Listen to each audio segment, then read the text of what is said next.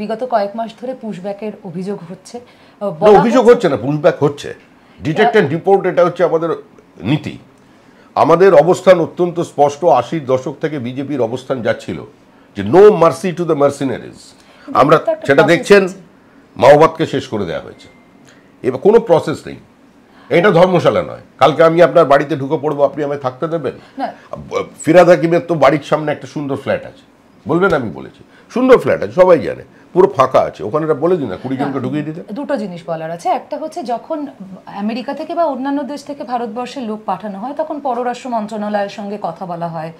আমরা কি কোথাও সেই প্রসেসটা ফলো করতে ব্যর্থ হচ্ছি ভারতবর্ষ হিসেবে?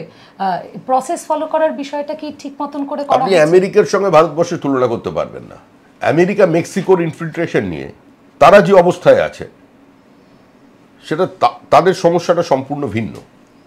আপনি যদি সিরিয়ার দিকটা দেখেন, তাহলে সেখান থেকে যেভাবে লোক অন্য জায়গায় মাইগ্রেট করে গেছে, অন্য সমস্যা তৈরি করেছে, ভিন্ন। আপনি যদি জার্মানি নিজের ভিতরের এই মুহূর্তে অবস্থান দেখেন, ভিন্ন।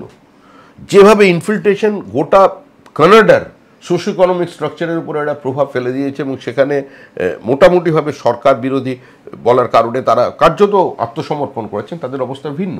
কিন্তু আমাদের পশ্চিমবঙ্গ এবং বাংলাদেশের যে বর্ডার, সেটা হচ্ছে 4007 কিলোমিটারের বর্ডার। পশ্চিমবঙ্গে তার মধ্যে আছে 2200 কিলোমিটার, 2213 কিলোমিটার বাংলাদেশের সঙ্গে আমাদের বর্ডার। 3323 কিলোমিটারের সঙ্গে ভারতবর্ষের পাকিস্তানের সঙ্গে বর্ডার। পাকিস্তানের সঙ্গে ভারতবর্ষের যে বর্ডারটা আছে, এটা একটা ডিফিকাল্ট টেরেন, এবং এখানের মধ্যে কিছু কিছু জায়গায় গুজরাট পাঞ্জাবের মধ্যেও দেখা যাচ্ছে একটা মানে এলওসি যেটা আছে সেটা চওড়া, সেটা অপারেট করতে পারেন, ফ্রিলি অ্যাক্সেস আছে। কিন্তু আমাদের বাংলাদেশের বর্ডার কি, ওখানে সাইকেলের বেল বাজালে এখানে শোনা যায়। সুতরাং এখানের সঙ্গে অন্য জায়গার তুলনা হবে না। আর এটা একটা চক্রান্ত, এটা প্যান ইসলামিক একটা মুভমেন্ট। বিনা যুদ্ধে ভারত দখল, সমস্ত সীমান্তবর্তী জেলার ডেমোগ্রাফি বদলে দিয়েছে, সাইলেন্ট ডেমোগ্রাফিক ইনভেশন। এটা আমাদের অতীতের বক্তব্য ছিল। আমি আবার বলছি, আমরা এটাকে কোনো ধর্মশালা বানাতে দেব না। যারা একদিন এই দেশটাকে নাপাক বলে, অপবিত্র বলে, দারুল হার্ব যুদ্ধভূমি বলে দেশ ছেড়ে চলে গেছিল ভারতবর্ষের, তারা ওয়েলকাম গেস্ট নয়। রোহিঙ্গাদের আমরা ঢুকতে দেব না। আমাদের পশ্চিমবঙ্গে আমরা আসছি, পশ্চিমবঙ্গে সরকার পরিবর্তন হয়ে যাওয়ার পরে বিধাননগর পুলিশ কমিশনারেটের বাড়ির পিছনে যারা বসে আছে তাদের ওখান থেকে উচ্ছেদ করা হবে, পুশব্যাক করে দেওয়া হবে। আমরা ক্ষমতা এলে আমরা সাহা ইনস্টিটিউট অফ নিউক্লিয়ার ফিজিক্সের মতো একটা অত্যন্ত গুরুত্বপূর্ণ প্রতিষ্ঠিত সংস্থার পিছনে যে রোহিঙ্গা বসে আছে তাদের ওখান থেকে তুলে ফেরত পাঠিয়ে দেবো। এটা আমাদের লক্ষ্য, ঘোষিত এজেন্ডা। আমরা দুটো জিনিস এখানে জানতে চাইবো আপনার কাছে। একটা হচ্ছে এরকমও ঘটনা ঘটেছে যাদেরকে পুশব্যাক করা হয়েছিল তাদেরকে আবার আমাদের দেশে ফেরত নিয়ে আসা হয়েছে, তাদের একটা কেস চলছে। অ্যাবারেশন নিয়ে বিরাট কিছু আলোচনা চলে না। যখন অনেক লোককে ফেরত পাঠানো হয়, একটা দুটো ভুল ভ্রান্তি হয়ে যায়, সেটা তাদের ভুল হয়েছিল। কিন্তু সেটাই তার মানে এরকম নয় যে মুসলমান দেখলেই, বাঙালি মুসলমান দেখলেই ধরে পাঠিয়ে দেওয়া হচ্ছে। হ্যাঁ, এটা হচ্ছে, কিন্তু এটা তো হচ্ছে বিভিন্ন রাজ্যে হচ্ছে এবং বিভিন্ন রাজ্যে হবে। তার জন্য দায়ী হচ্ছে অতীতের বামপন্থীরা এবং এখনকার তৃণমূল কংগ্রেস। কেন হচ্ছে? আমি তো নিজে এটা ফেস করছি।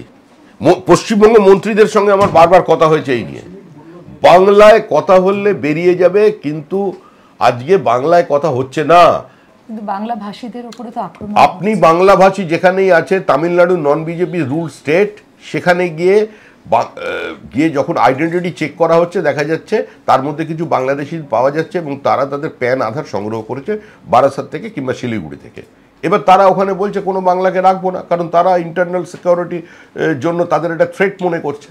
তো যারা বাংলাভাষী মুসলিম আছে তারা বিপর্যয়ের মধ্যে পড়েছেন। তো যারা এসব গল্প বলছে, বাস্তবের সঙ্গে তাদের কোনো অভিজ্ঞতা নেই। আপনি গিয়ে জিজ্ঞাসা করুন, ত্রিপুরে চলে যান, আপনাদের সংবাদ মাধ্যম ক্যামেরাম্যানে পৌঁছে ওখানকার দেখবেন 1500 বসিরহাটের মুসলমান আছেন, কাজ করছে ওখানে। আমি নাম ফোন নাম্বার দিয়ে দিচ্ছি, গিয়ে জিজ্ঞাসা করুন কোভিডে কোন ক্যাম্পে ছিলেন। তারা আরএসএস এর যে ক্যাম্প, 6 মাস ধরে শিশুপুত্র নিয়ে ওখানে থেকেছেন, তাদের কোনো অসুবিধা হয়নি।